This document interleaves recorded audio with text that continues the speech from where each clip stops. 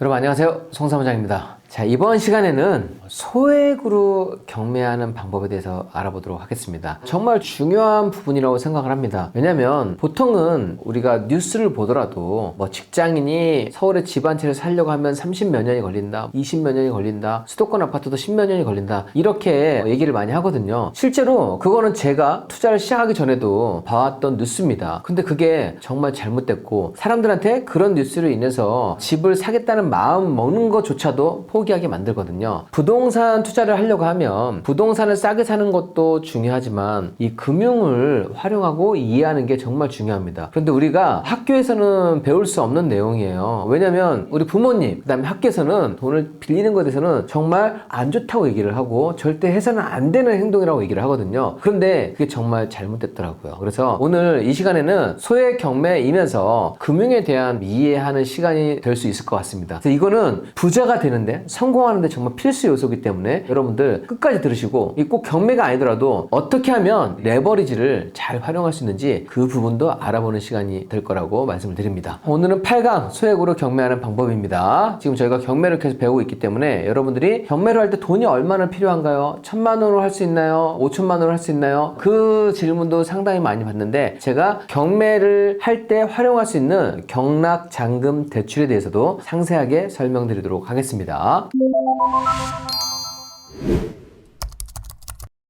자, 일단 대출을 먼저 얘기하기 전에 대출에 대한 생각을 여러분들께 말씀을 드리려고 합니다. 저도 처음에 대출을 받으면 망하는 지름길이야, 무조건 저축해야 되고 절약하고 저축하고 이것만 정답이라고 생각하고 살아왔습니다. 아마 대부분의 주변 분들 보면 이런 말씀을 하셨을 거라고 생각합니다. 자, 그런데 부자가 되어보니까 물론 내가 소비를 못해서 이렇게 돈을 빌려 쓰고 하는 거, 뭐 현금 서비스 받고 하는 건 정말 잘못된 거지만, 돈을 벌려고 하면 돈을 활용할 수 있어야만 하더라고요. 대출은 오히려 내가 자산을 불려갈 때 한 걸음 갈 수 있는 거를 두세 걸음, 10걸음 갈 수 있게끔 만들어주는 걸 레버리지라고 하거든요. 그렇게 긍정의 역할로 활용할 수가 있습니다. 그래서 이 모드를 알게 되면 저축만 하는 사람들은 3, 40년 이런 얘기만 나오지만, 이렇게 내가 돈을 활용할 수 있다고 하면 오히려 3년, 5년 이런 단위로 말도 안 되는 기간 단축을 이뤄낼 수가 있는 겁니다. 그 부분에 대해서 설명드리도록 할게요. 자, 대출은 좋은 대출이 있고 나쁜 대출이 있습니다. 둘 다 부동산이에요. 부동산에도 좋은 대출, 안 좋은 대출이 있습니다. 일단 부동산을 논하기 전에 수입보다 소비가 더 커져서 대출 받는 거는 정말 나쁜 대출이죠. 이거는 절대 하지 말아야 되는 부분인 거고, 부동산도 마찬가지입니다. 내가 집을 살 때 10억짜리 집을 샀는데 대출을 6억을 받았어요. 이 금액이 대출 금액입니다. 그리고 여기에 실거주를 하는 거예요. 저는 이런 케이스가 좀 가장 안 좋은 대출이 아닌가. 물론 이 6억을 30년 만기 이렇게 장기로 했을 경우에는 그나마 부담이 덜하겠지만, 그런 장기가 아니라 그냥 6억을 안고서 살았을 경우에는 6억에 대한 대출 이자가 나가기 때문에 이거는 내가 소비를 할 수 없는 월세를 사는 거랑 좀 비슷해요. 내가 만약에 이자를 내고도 충분히 사업으로 돈을 많이 벌고 있다고 하면 몰라도, 직장 하나를 다니면서 그냥 월급이 고정됐다고 하면 이런 형태로는 매달 이자를 내는 부분이, 아파트를 가졌지만 사실 소비도 제대로 못하는 그런 형태가 되는 겁니다. 집은 가졌지만 나는 왜 가난하지? 나는 왜 부자가 아니지? 왜 쓸 돈이 없지? 거의 이 형태로 사는 분들이라고 말씀을 드립니다. 그러면 어떤 형태가 좋냐? 저는 돈이었으면 좋은 집에 살아서는 안 된다고 생각을 해요. 내가 지금 현재 1억에서 3억이 있다. 그런데 10억에 산다? 저는 절대 안 된다고 생각해요. 차라리 이 돈을 쪼개서 내가 거주 비용은 최소화하고 이 10억의 집을 사서 8억에 전세를 줘서, 제가 그러면 투자금이 얼마 들어가요? 저는 2억 들어가죠. 2억 들어가서 집을 한 채 마련을 해놓겠습니다. 그러면 전 나머지 1억으로 임대 형태로 거주를 하겠어요. 이것도 보증금을 더 쪼개서 저 같으면 나머지 금액에서 투자도 아마 할 거예요. 이 형태로 가는 게 가장 베스트입니다. 그러면 앞에 있는 사람하고 무슨 차이냐? 여기서는 10억에서 집값이 11억이 될 수도 있겠죠. 12억이 될 수도 있겠죠. 집값이 오르니까. 그렇게 되면 보유하고 있는 동안에 스트레스가 없어요. 부담이 없어요. 왜냐하면 전세는 무이자잖아요. 이자가 없어요. 2억만 넣어놓고 오히려 이렇게 집값이 올랐을 때는 내가 온전히 수익을 챙기고 보유하는데 부담이 없는데, 여기는 금리가 오르락내리락 할 때마다 너무 불안한 형태로 가는 겁니다. 그래서 이거는 집을 살 때의 문제인 거고, 그 다음에 업무용 부동산의 경우에는 내가 대출을 받았다 하더라도 대출을 한 80% 받거든요. 저 같은 경우도 80% 받습니다. 상가를 살 때. 그래서 대출은 대출 이자가 발생하겠죠. 하지만 여기에 임대를 놓았을 때 월세가 대출 이자보다 훨씬 크다고 하면 저는 대출 80%랑 임차인에게 보증금을 받잖아요. 임차인에게 보증금을 10에서 거의 20% 가까이 받을 수가 있습니다. 그러면 내 돈은 최소로 하면서 월세가 오히려 플러스로 현금 흐름이 되니까 이 형태는 부동산을 갖고 있으면서 전혀 부담이 없는 거예요. 내가 이자가 조금 오른다 하더라도 이자랑 월세랑 차이가 월세처럼 확 오르지가 않기 때문에 이게 이상적인 형태로 갖고 있는 겁니다. 제가 엑시트 책에도 적어놨습니다, 여러분. 정말 이렇게 금융을 모르면 돈을 갖고 있어도 부자로 살지 못하는 분들이 너무 많더라고요. 10억을 갖고 있어서 상가에 300만 원 월세를 놓을 수가 있는데, 이런 10억짜리 상가를 살 때 현금을 10억을 넣는 사람이 있고, 이렇게 레버리지를 활용해서 내 돈을 1억 미만으로 10억짜리 상가를 가질 수가 있는 겁니다. 그러면 뭐가 좋아요? 내가 10억짜리 상가를 살 때 1억밖에 안 들어가기 때문에 저는 곱하기 10개를 살 수가 있어요. 수익률이 훨씬 높게 되고,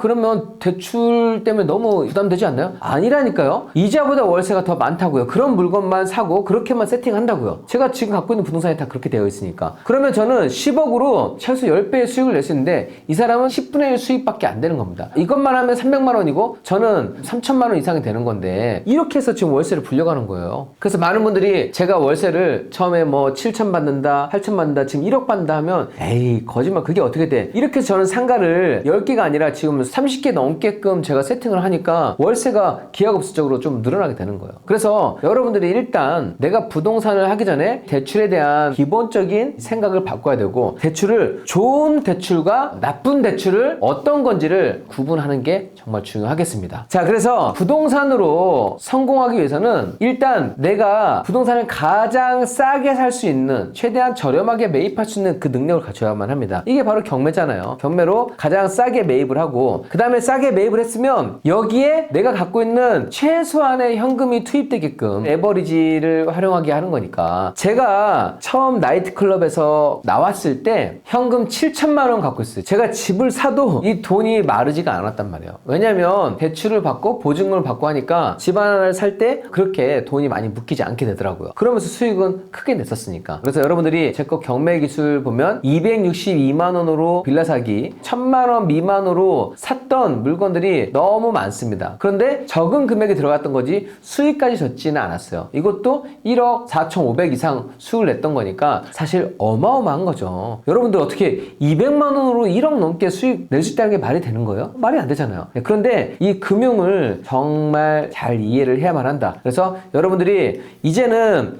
내가 경매로 싸게 사는 거, 공부하는 거 외에도 경매로 싸게 산 매물, 금매로 싸게 산 매물에 최소한의 현금을 어떻게 묶이게 할 수 있는지, 이것도 공부해 두시는 게 정말 중요합니다. 왜냐하면 돈이 없잖아요. 저도 돈이 없는 상태에서 지금 부동산을 사갔다니까요. 오히려 무식하게 현금으로 부동산을 사야 된다는 생각하지 마시고, 싸게만 사면 레버리지를 활용해도 리스크가 거의 없다고 말씀을 드려요. 싸게만 잘 사두면 거기에 최소한의 현금 묶이게 하면 정말 부동산으로 성공할 수 있는 지름길이니까 꼭 명심하였으면 좋겠습니다. 자, 그리고 이제 경락 잔금 대출에 대해서 알아보도록 하겠습니다. 자, 경락 잔금 대출이 무엇이냐? 경매로 낙찰받았을 경우에 이용하는 대출 상품을 경락 잔금 대출이라고 합니다. 자, 그러면 여러분들이 대출 받는 절차가 좀 궁금할 거예요. 낙찰받고 잔금 내고 할 때 이거 어떻게 해야 되는지, 저도 처음에 돈을 얼마 준비해야 되는지 모르겠더라고요. 그래서 그 부분을 한번 설명드리도록 할게요. 일단 최저가의 10% 입찰 보증금은 필요합니다. 이거는 무조건 본인 돈이에요. 현금이라고 하겠습니다. 이 돈은 무조건 준비해야 되는 금액이라고 생각하시면 되겠습니다. 이것도 대출해주는 경우도 있지만 그 돈 못 모았으면 입찰하지 마세요. 돈을 좀 더 모으고 공부했다 하세요. 자, 그 다음에 내가 낙찰을 받았어요. 입찰을 해서 낙찰을 받게 되면 이제 돈을 마련해야 하잖아요. 그 돈 마련을 해야 하는 기간이 입찰일로부터 한 달 반 정도, 약이에요. 왜냐면 법원마다 사건이 많이 밀렸거나 이게 또 연말이거나 이럴 때 좀 다를 수 있으니까 입찰일로부터 약 한 달 반 정도의 정도의 시간이 주어진다고 생각하시면 되겠습니다. 여기서 약간씩 플러스 마이너스가 됩니다. 이렇게 생각하시고, 자, 그러면 이 기간이 주어졌으면 이 동안의 대출을 알아보시면 되겠죠. 어떤 상품이냐에 따라서 60%에서 80%까지 대출을 해줍니다. 물론 주거용 건물 같은 경우, 아파트 같은 경우에는 정부 규제하고 동일한 규제를 받습니다. 경매라고 해서 규제한 것보다 더 받을 수는 없어요. 60에서 80 플러스 나머지 잔금을 준비하시면 돼요. 나머지 잔금은 아까 여기 입찰 보증금을 뺀 나머지 잔금만 준비하면 되는 겁니다. 그래서 이때 이용하는 상품이 경락잔금 대출 상품이다. 그래서 나는 일단 10%만 내고 그 다음에 경락잔금 대출을 최대한 많이 해주는 거를 좀 좋아하시더라고요. 예전에 빌라도 다 90% 받았어요. 상가도 90% 받고, 처음에는 약간 보수적으로 혹시 그 정도의 대출이 안 될 수도 있으니까 60에서 80%로 잡고 그 다음에 나머지 현금을 준비하면 되겠습니다. 자, 그래서 주택 대출을 신중하게라고 해놨네요. 요즘 허락을 받아야 되잖아요. 토지거래 허가구역이라고 해서 서울은 다 지금 빨강색이 지금 들어왔습니다. 조정 대상 지역, 투기가율지구 이게 됐기 때문에 이 지역의 물건을, 주거용 물건을 낙찰받았다고 하면 LTV에 적용이 되고, 무주택이냐 유주택이냐에 따라서 무주택자는 40%가 되고요, 유주택자는 0%가 됩니다. 자, 이거는 그 시기마다 대출 규제에 따른다고 보시면 돼요. 그리고 비규제 지역은 무주택자는 70%, 유주택자는 60% 이렇게 나오니까 비규제 지역, 서울 외 지역은 여러분들 이거 참고하시면 되겠고요. 그 다음에 최대 한도가 6억 원까지 제한됩니다. 그리고 6개월 이내에 전입을 해야만 해요. 이건 낙찰받고 명도하고 전입하면 되니까 큰 문제는 되지는 않습니다. 전입을 내가 한다는데 누가 막을 수는 없잖아요. 최대 한도 6억 원까지 이렇게 보시면 되겠고, 생애 최초는 70%까지, 그렇지만 전입 의무는 그대로 유지가 된다. 이 부분 정도는 여러분들이 유념하시고 입찰에 참가를 하셔야만 합니다. 왜냐면 지금은 이 조건을 간과하고 나는 60에서 80% 대출 나오는 거 아니야? 이렇게 생각하면 오산이라는 얘기예요. 왜냐면 규제 지역 내에서는 이 조건에 무조건 따른다는 얘기입니다. 여러분들이 입찰 전에 이 조건을 다시 한번 체크하시고 입찰을 하셔야만 합니다. 그리고 규제 지역이어도 업무용 부동산은 규제가 없어요. 아파트만 규제가 있는 겁니다. 그러니까 상가, 그다음에 공장, 다른 근린시설 이런 거 같은 경우는 신용만 좋으면 대출되고요. 아까 제가 상가를 여러 개 갖고 있다고 말씀드렸잖아요. 상가는 하나 받고 또 두 번 받을 때 LTV 없습니다. 그냥 채무자 될 사람이 신용이 좋으면 계속 받을 수가 있어요. 물론 한 은행에서 대출 한도가 정해져 있긴 합니다. 뭐 20억 정도로. 그거는 은행마다 차이가 있겠지만 뭐 여러분들이 그 정도로 많이 받을 게 아니라고 하면 은행 상품은 또 계속 바뀌기 때문에 그것도 저는 뭐 크게 제약이 되지 않는다고 생각합니다. 그러니까 여기 은행에서 또 20억 찼으면 다른 은행에서 또 받으면 되는 거예요. 마치 투기를 주장하는 것 같지만 투기가 아니라 여러분들이 부자가 될 수 있는 방법을 말씀드리는 거고, 이거를 한 건 한 건씩 모아가시면 되겠습니다. 말씀드리고 싶은 거는 주택은 2개만 가져도 3개만 가져도 다주택자라고 해서 거의 손가락질 받기도 하지만, 상가는 1개, 2개, 3개 갖고 있어도 욕하는 사람 없더라고요. 그래서 여러분들이 내가 월세를 막 더 받아도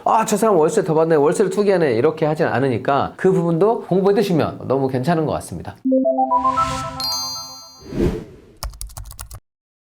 자, 그래서 아파트 대출을 한번 예를 들어보도록 하겠습니다. 일단 규제 외 지역으로 제가 선정을 했습니다. 감정가가 5억 원, 최저가가 지금 4억 원. 그러니까 한번 떨어진 거예요. 예를 든 거예요. 그런데 아무도 들어오지 않아서 낙찰가를 4억 원으로 했을 때 어떻게 되느냐? 규제 외 지역이기 때문에 대출이 70%까지 가능하고 약 2억 8천만 원이 대출이 가능하다는 겁니다. 내가 최저가에서 10% 입찰 보증금으로 냈기 때문에 2억 8천 대출 플러스 4천은 이미 들어가 있으니까 3억 2천이 되는 거고, 지금 낙찰가가 4억 원이니까 나머지 8천만 원 플러스 비용이라고 하는 거는 취득세, 법무사 비용, 이거를 준비하시면 잔금을 납부할 수 있게 되는 겁니다. 제가 다시 한번 말씀드리지만 이 금액이 나오는지 사전에 자금 계획이 정말 중요한 시기가 됐어요. 왜냐면 대출이 워낙에 깐깐하게 하고 은행도 눈치를 보면서 대출하는 시기가 됐으니까 주거용 아파트 같은 경우에는 여러분들이 사전에 대출 가능 여부를 반드시 확인하셔야 됩니다. 그 다음에 빌라 보도록 하겠습니다. 여기 실제 물건으로 한번 보면은요, 대출을 설명하기 위한 물건이니까 이 물건이 좋다는 건 절대 아니에요. 인천 계양구 동양동에 있는 빌라를 샘플로 갖고 왔고요. 전용 10평이고 감정가가 1억 2천이고 최저가가 8,400입니다. 그리고 낙찰가를 1억으로 선정을 했을 때 대출이 70%까지 된다고 하면 7천만 원 대출이 되고요. 그 다음에 입찰 보증금 840만 원이 들어갔네요. 여기에 840만 원이 들어갔으니까 이거 두 개를 더한 금액, 나머지 금액만 잔금 잔금이라 준비하면 된다는 얘기입니다. 대출을 해주는 은행의 법무사가 그날 은행에게도 이 돈을 받고 낙찰자한테도 이 돈을 받아서 잔금 납부를 하고 소유권 이전까지 다 처리를 해줍니다. 마지막으로 나중에 상가도 또 공부하실 수 있을 거니까 상가에 대해서 간략하게 한번 설명을 드리도록 하겠습니다. 경기 남양주 다산동에 있는 상가를 뽑아왔고요. 건물 123평 15억 3천인데 7억 4천9백만 원까지 떨어졌습니다. 그래서 감정가 15억 3천, 최저가 7억 4천 970만 원. 자, 그런데 뭐 요즘 상가 많이 들어오지 않고 여기에 뭐 미납도 했으니까 어쨌든 상가 낙찰률이 낮으니까 지금 유동화회사가 받았고 미납을 한번 했고요. 입찰 보증금은 20%입니다. 한번 미납을 했기 때문에 보증금이 20%가 됐고 한 번 또 미납한 사건은 저는 이게 좋은 건지 모르겠어요. 왜냐면 사람들이 또 겁내할 수도 있으니까 7억 5천에 낙찰 받았다고 치면 대출이 상가 같은 경우에는 80에서 90%까지 가능합니다. 이거는 채무자의 신용 상태에 따라서 또 낙찰가가 얼마나 저렴하느냐에 따라서 달라질 수가 있습니다. 근데 보수적으로 80%는 거의 나오거든요. 그래서 80%를 나왔다고 가정해보면 약 6억 원이 대출이 되는 겁니다. 입찰 보증금이 1억 4,994만 원 들어갔으니까 낙찰가 7억 5천이니까 거의 잔금은 취득세만 내고 6만 원만 내면 상가 하나를 매입할 수가 있는 겁니다. 자, 그러면 내가 들어간 돈이 거의 1억 5천 정도가 되잖아요. 근데 이게 끝이 아니고 지금 보면 여기 1000에 600으로 GDR 스크린 골프장이 되어 있는데 소유자가 지금 운영을 하고 있기 때문에 이렇게 된 거고 실질적으로 재임대를 한다고 하면 시설비가 있기 때문에 보증금 1억은 충분히 받을 수 있고 월세는 약 600만 원으로 잡아봤습니다. 자, 이렇게 해서 보증금 1억 원을 회수가 가능하다. 그렇게 되면 낙찰가 7억 5천, 그 다음에 대출 6억 원, 입찰 보증금 1억 4,900만 원 들어갔죠. 잔금 이렇게 들어갔지만 낙찰 후 임대를 하게 되면 1억 원의 보증금이 회수하는 거예요. 그러니까 약 1.5억이 들어갔는데 1억 원을 회수하게 되는 거잖아요. 이 경우에는 5천만 원으로 상가 하나를 매수하게 되는 거고 월 600만 원 현금 흐름, 물론 여기서 6억에 대한 이자가 나가겠지만 이렇게 세팅을 하는 겁니다. 자, 어쨌든 제가 드리고 싶은 말씀은 여러분들 5천만 원으로도 얼마든지 나중에 현금 흐름을 만들어낼 수 있다, 그걸 말씀드리는 겁니다. 우리 뉴스에서 보면은 20년 30년에 저런 상가 하나 살 수 있다고 하는데 저렇게 15억 상가지만 5천만 원으로 살 수 있는 거는 말을 하지 않잖아요. 어떻게 사는지 모르니까, 이렇게 활용하는지 모르니까. 그렇기 때문에 이거를 배우고 안 배우고 생각이 전환되고 안 되고 차이가 엄청 크다는 겁니다. 마지막으로 혹시 대출이 안 되면 보증금을 미납할 수 있으니까 그런 케이스가 나오면 안 되니까 여러분들 이런 케이스는 좀 유의하시라고 정리를 해봤습니다. 일단 아파트라고 다 나오는 게 아니에요. KB 시세가 나오고 안 나오고 기준점이 좀 크더라고요. 왜냐면 보통 은행에서 대출을 해줄 때는 아실 뭐 이런 걸로 하는 게 아니고 KB 시세를 기준으로 대출을 해주거든요. 그런데 나홀로 아파트 세대수가 너무 적은 거는 KB 시세가 잡히지가 않습니다. 그래서 그런 경우에는 대출을 많이 꺼려하는 경우가 있기 때문에 사전에 좀 유의하시면 좋겠고요. 그리고 시세가 또 너무 낮은 경우에도 내가 낙찰가가 2천만 원이에요, 뭐 3천만 원이요. 그럼 은행에서 해봤자 1,000 얼마잖아요. 1,000 얼마에 은행이 이자 받아봤자 뭐 하겠어요. 그러니까 은행도 답이 안 나오는 거란 얘기죠. 그래서 낙찰가가 너무 낮아도 대출이 잘 안 될 가능성도 있다라고 하는 거를 여러분들이 염두에 두시면 좋겠습니다. 그리고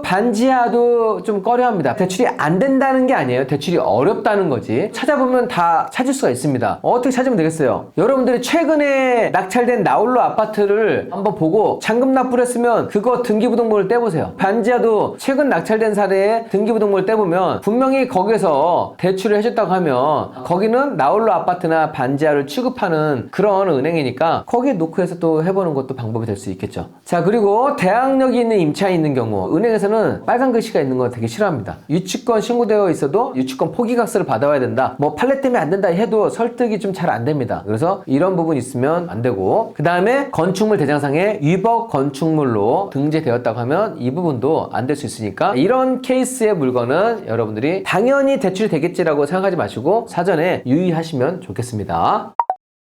여러분들 이번 시간 소액으로 경매 투자하는 법, 경락 잔금 대출에 대해서 알아봤는데 여러분들이 금융에 대해서 깨우치는 시간이 되었길 바라봅니다. 그래서 제가 마지막으로 말씀드리고 싶은 거는 부동산 싸게 사는 것도 중요하지만 정말 큰돈 벌고 성공하기 위해서는 금융을 활용할 줄 알아야 한다. 오늘도 여러분들께 좀 도움이 많이 된 시간이 되었을 거라 생각하고 저는 또 나머지 부분까지 잘 준비해서 여러분들 좋은 결과 낼 수 있도록 이끌어 보도록 하겠습니다. 자, 오늘도 긴 영상 시청하시느라 수고 많이 하셨습니다. 감사합니다.